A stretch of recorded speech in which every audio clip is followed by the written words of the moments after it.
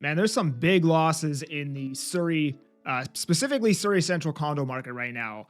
I had somebody reach out to me. They paid about $745,000 for this two-bedroom unit. I think it was 15th floor, about 740 square feet, which isn't actually bad by today's standards. I mean, if he bought this pre-sale right now, he probably would be paying more for it, but he had to walk from his deposit. He ended up not completing on that unit, and he just forfeited his roughly $75,000 deposit. And the reason being is if you go on the resale market right now, units are selling like similar units are probably selling close to $100,000 less than what he paid for it, right? So, just to show you guys, and by the way, I'm not marketing any of these listings. These are not my listings. I'm not even allowed to market these listings. It's just, they're here. I'm showing you what's on the market, right? So, I mean, look at this, 828 square feet on the 18th floor, 2021 build for 668. You have this 784 square feet on the 17th floor for 670. And keep in mind, he paid 740. Then you got to pay GST on top of that. And then when you go to resell it, and PTT, and then when you go to resell, you got to pay the realtor fees. So if he closed on it, the loss would have been substantially bigger. This unit's 60 square feet bigger and on the 23rd floor for, 688,000, right? So, and this is why, like, first off, before I get into these stats, this is why I don't like concrete pre-sales. There was a time when they made sense, probably long before I got my real estate license, but currently right now, like, you're paying a 20 to 30% premium over resale product to buy into a concrete high rise. And listen, I sell pre-sale condos, but I sell wood frame. And I found that the delta between resale to pre-sale prices in wood frame, once you add in the amazing terms, makes sense for a lot of people to buy a wood frame pre-sale. And a lot of these wood frame pre-sales actually launch at resale pricing, or they might launch 2 to 5% above where resale pricing currently sits. But a lot of them are launching maybe 2 or 3% above resale pricing value. But it makes sense if you're putting down, say, a 10% deposit and it has a 2 to 3 year long completion. When you get into concrete and you're paying 20 to 30% above resale pricing, and then on top of that, putting down a 15 to 25% deposit, I mean, the whole reason why people go pre-sale in the first place is for the amazing terms. So they don't have to fully get invested with 20% down right now. And if you're just paying a 15 to 20% deposit anyways, it's hard to make a lot of sense of it. But in my opinion, there's more pain coming to Surrey Central in 2025. So I'm going to get into the stats now. Basically, as you can see here, this is apartments in Whalley, which is the sub area that houses Surrey Central. And as you can see, prices have been coming off, and it doesn't even really look like this graph is starting to round out. It just looks like it's literally just going straight downwards at the moment. And keep in mind that the HPI tends to lag a couple months, so the prices are likely already lower than what's reflective in this chart.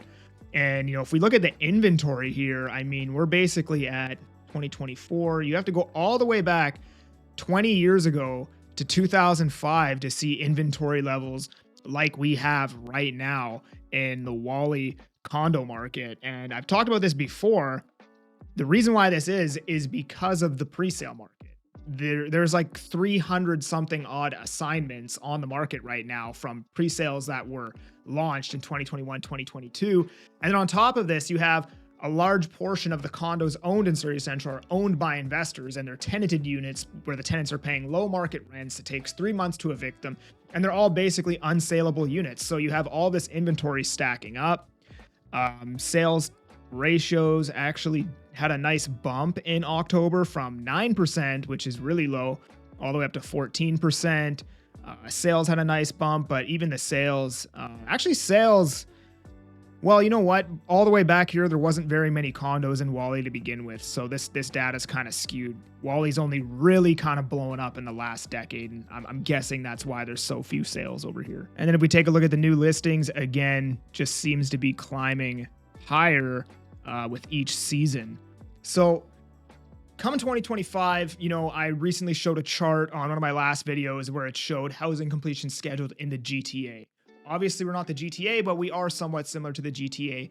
And the peak for housing completions is actually going to be 2025. It's not this year. At least that's the case for Toronto. And even if we're not exactly the same, we're probably going to be similar.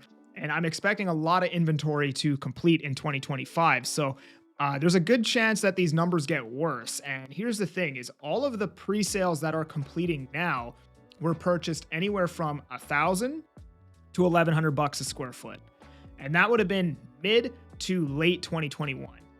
After 2021, for the first 4 months of 2022, that's when all of the pre-sales that were selling at that time were like $1,100 to $1,200 a square foot. So the pre-sales this is basically the last bunch of pre-sales that are somewhat close to saleable. As we get into 2025, a lot of the product that's going to be completing at that time is probably not even going to be close to saleable because you have the resale market selling at about 900 to, somewhere in the low 9s, high 8s per square foot. And then you have the pre-sales that were purchased at that time were selling $1,100 to $1,200 a square foot plus GST, possible assignment fees to the developer. And then you have realtor commissions.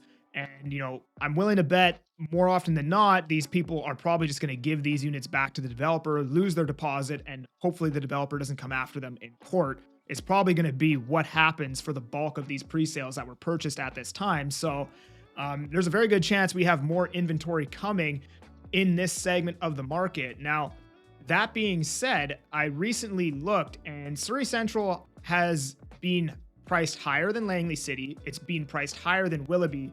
Currently right now, if you go to Langley City, you can't find any good product under $450,000. In my opinion, Surrey Central should be priced higher than Langley City. And there is loads of A-grade product under $450,000 in Surrey Central right now. So either Langley City has to come down or at some point Surrey Central would have to go back up because I do feel like that is a mispricing of these two sub areas and something will likely correct at some point. Who knows how long that takes. I do think there's quite a bit of opportunity in Surrey Central right now. I think it's a great long-term hold. But to add to that, I also think there's probably going to be more pain come 2025. I have a newsletter where I send out market insights and stuff like this in a written format. Also handpicked deals directly from me. You can join using the link below. I'm that Agent Kelly, and I'm making moves to move you. Peace.